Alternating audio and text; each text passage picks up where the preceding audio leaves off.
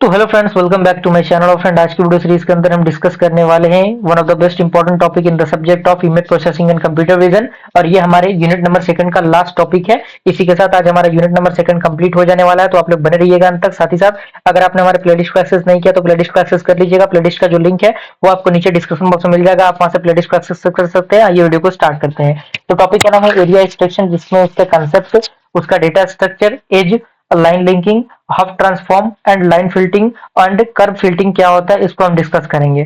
तो पॉइंट इसके अंदर कह रहा है कि area extraction in image processing and computer vision refers to the identification and extractions of meaningful regions of area or areas within an image। यानी जो एरिया एक्सट्रैक्शन होता है इमेज प्रोसेसिंग के अंदर, कंप्यूटर विजन के अंदर, वो रिफर्स करता है आइडेंटिफिकेशन को और एक्सट्रैक्शन को, एक मीनिंगफुल रीजन और एरिया उस इमेज के according. And these regions could correspond to object, यानी ये जो रीजन होते हैं वो कॉरेस्पॉन्ड होते हैं ऑब्जेक्ट से, शेप्स से और फीचर्स से, जिसको that need to be isolated for the further analysis, जिसको जरूरत पड़ती है एक आइसोलेटेड फर्दर एनालिसिस की।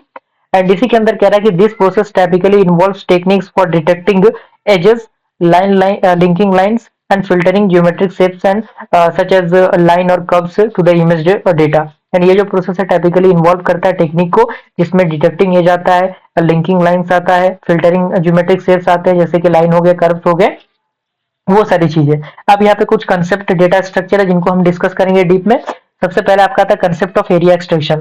तो एरिया एक्सट्रैक्शन का जो पूरा प्रोसेस है यहाँ पे दिया गया कि the area extraction is often the first step in extracting meaningful information from an image. यानी इमेज के मीनिंगफुल इन्फॉर्मेशन को एक्सट्रैक्ट करने के लिए सबसे पहला जो स्टेप आता है वो आता है आपका एरिया एक्सट्रैक्शन। ओके। एंड इसके अंदर कह रहा है कि the goal is to isolate the certain part of the image based on the specific criteria such as brightnesses, colour, textures और शेप। यानी जो गोल होता है ये होता है आइसोलेट करना सर्टेन पार्ट ऑफ इमेज को उसके स्पेसिफिक क्राइटेरिया के अकॉर्डिंग, जिसमें उसका सेगमेंटेशन, उसका ब्राइटनेस, उसका कलर, उसका टेक्सचर्स, उसके शेप्स आते हैं। And this process is central to the task such as object detection, recognition and tracking in computer vision. अब यहाँ पे कुछ की स्टेप्स आते हैं जो कि एरिया एक्सट्रैक्शन के अंदर यूज होते हैं। जैसे पहले आपका आता है एज डिटेक्शन, तो इसके अंदर पॉइंट मेंशन किया गया है। दूसरा आता है लाइन कर्व लिंकिंग, इसके अंदर भी पॉइंट दिया गया है। तीसरा आता है शेप फिटिंग, इसका पॉइंट दिया हुआ है। और अगला आता है रीजन ग्रोइंग एंड और सेगमेंटेशन, इसके अंदर भी मेंशन किया गया है। सेकंड आता है data structure for the area extraction. तो इसके अंदर बताया गया the choice of data structure plays a significant role in efficiently performing area extractions।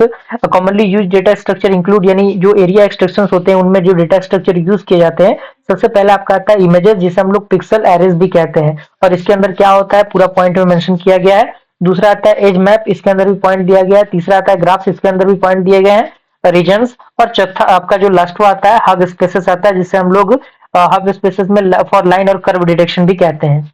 तीसरा आता है एज डिटेक्शन इन एरिया एक्सट्रैक्शन। तो एज डिटेक्शन किस तरीके से काम करता है, जिसमें सोबेल ऑपरेटर आता है, कैनी एज डिटेक्टर आता है और लैप्लेशियन ऑफ जो आपके गॉसियंस होते हैं।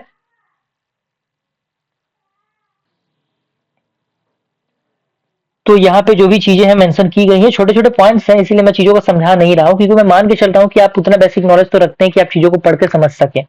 ओके।